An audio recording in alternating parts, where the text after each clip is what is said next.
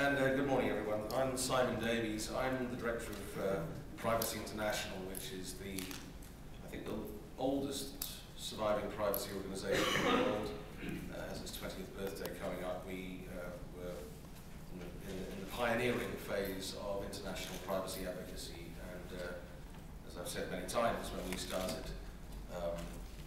the issue was nascent. It was almost invisible as an advocacy stream. So it's wonderful to see sort of over the years how it's picked up. But I'm sensing that the reason why privacy has become such an issue is in fact reflected in the topic of this panel.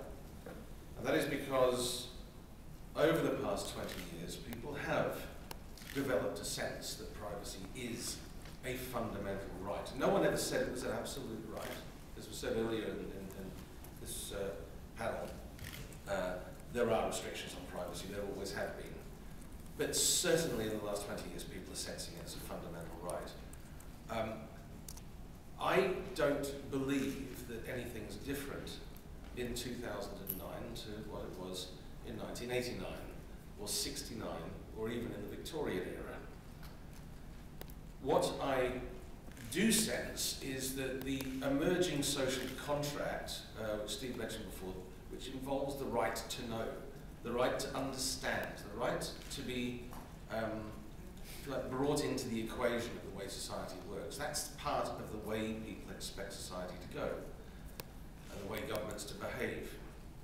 Our fundamental problem is that while people who want to assert or protect their right of privacy are constantly told that they have to justify that position, what we see is a slippage on the security end.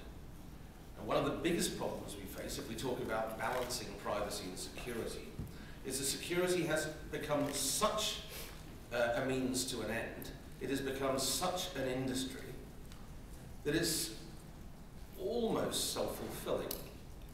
So, for example,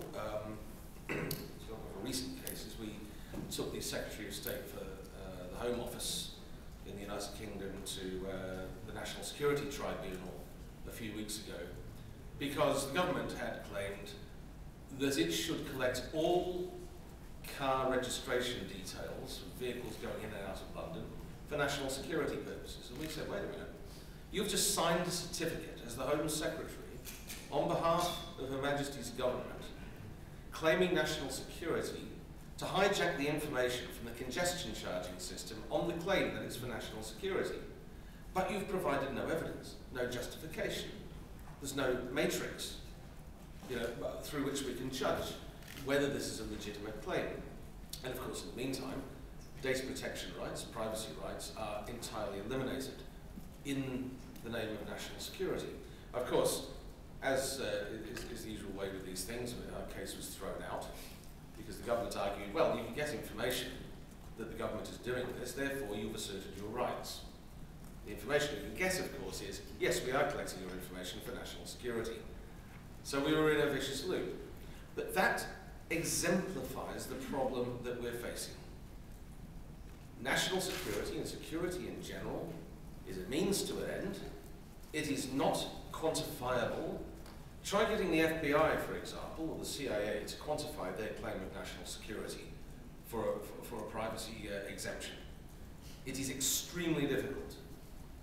Whether it's the FISA court, whether it's the Court of Appeal in the United Kingdom, any other court, what you're finding here is a disconnect between the expectations of citizens who want to assert their privacy right and the expectations of many security professionals who believe that the mere mention of the word security should give them a golden pass through the privacy conundrum. That, I think, is our problem. And that's not just an emerging problem, that is a growing problem. That's one I think we have to deal with. It would be good to address that later in this panel.